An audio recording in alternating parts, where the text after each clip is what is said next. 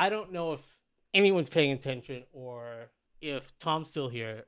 I want to know, what was your first computer? Just like, was it a TRS-80? Was it a VIC-20? Was it a Commodore 64? What was it?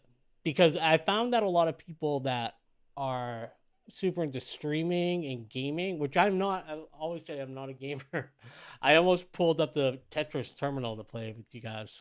I'm gonna figure out a way to game on here. I'm sure that I can, but it would be so painful to watch it for you guys. I know it. But anyways, let me know in your comments if you've seen this on YouTube what your first computer was. Mine was a Commodore VIC-20, and it has a cool C logo, which is the Commodore logo. And I always I kind of try to co-opt that when I can. It's like cool. Like, look at even just the images, like perfect. Here we go. A Texas Instruments TI-999. I feel like my cousin had one of those. I'm gonna look that up on images. Look at this shit. Look at that. Oh, I remember this. Oh yeah.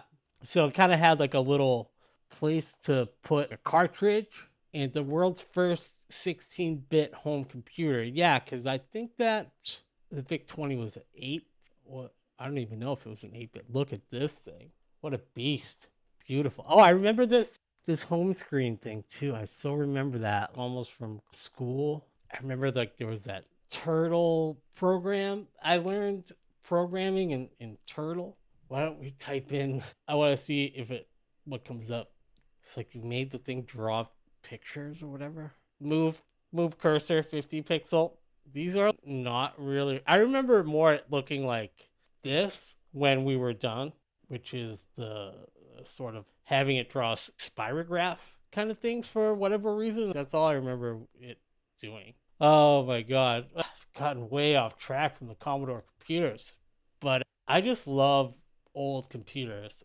I wish that there was a way I could play a VIC-20 video game on Twitch. I think that would be really fun. Cosmic Crunchers is the ultimate Pac-Man knockoff. Look at this. Commodore Computers was founded by Auschwitz survivor Jack Tramiel in 1954. Wow, that's super cool. Just like IBM, they made adding machines, electronic calculators, boop, boop, boop. Fast forward to the year of punk rock and personal computing, 1977, when I think they made like the Commodore PET. Yeah, see, there it is. Those literally, I knew that.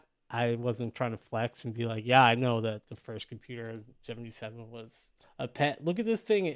Man, it looks totally 2001 Space Odyssey shit. And there's an Enterprise on there. They were always Commodore's very Star Trek. They had a Shatner ad. This is like the VIC-20. So this is basically me right here at the computer.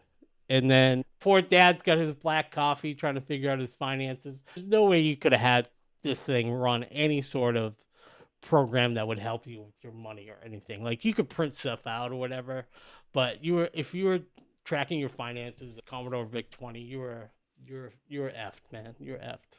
I don't know if Tom, can you tell me, is it bad if I swear on Twitch? Because I literally don't know. Is it? I've swore a couple times because we usually swear on our podcast. So I'm not really hip to what the rules are.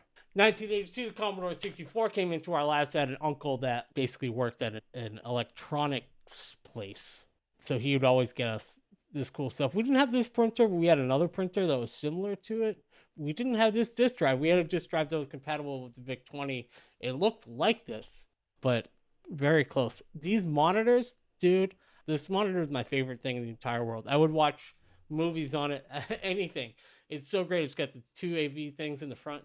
It's really awesome because it's a nice chunky button to turn it on and off. I love that thing because you could always, with Commodore computers, you can always do stuff with the audio and visual out, just straight up out of the thing, which was true through to the Amiga. Look at this dude, man. That is a Commodore portable computer, the SX64. It did not go very well for them, as far as I understand. Even Steve Jobs' Lisa, I think, beat it out in the marketplace, and that was a terrible computer that nobody liked. I almost remember when people rolled around with these things. Pretty crazy. But I do remember the first laptop I saw was something, and it was playing a Jeopardy game. Commodore Plus 4 was basically, I always wanted one, but there was no reason to have it as just a Commodore 64, made in Japan. 128 comes around, we get one of these too. Yeah, it's just maybe our disk drive was this 1570 because we still rocked the 64 for such a long time. But then 128 is bigger in size, and yeah, storing stuff on floppy disks, writing papers and whatnot. The Amiga. Now, I never had an Amiga at home, but had an Amiga at the school when you get to high school, rather. And then you could do all sorts of cool animations and output the video. Oh, this is cool. This is another. Maybe I'll bookmark this for next time because I'm gonna wrap it up now. But look at Golden Age of Atari home computers, IBM PCs, Golden Age of TRS-80. I'll look back at Radio Shack computers. So I think that's worth checking out next time. If I do another stream, which I'm probably gonna, to be honest,